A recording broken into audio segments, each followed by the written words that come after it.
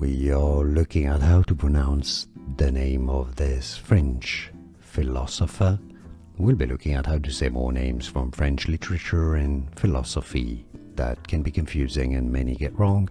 In French in France, it is said as Auguste, Auguste, Auguste Comte, Auguste Comte.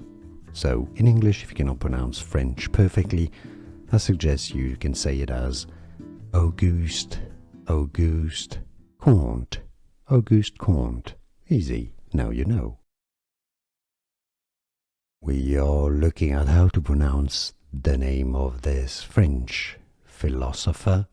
We'll be looking at how to say more names from French literature and philosophy that can be confusing and many get wrong.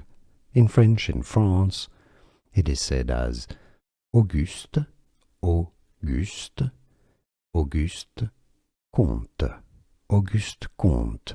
So in English, if you cannot pronounce French perfectly, I suggest you can say it as Auguste, Auguste Comte, Auguste Comte. Easy, now you know. Here are more videos on how to pronounce more confusing words and names too many mispronounced. Like this video if you found it useful. I appreciate your support. I'll see you soon and thanks for watching.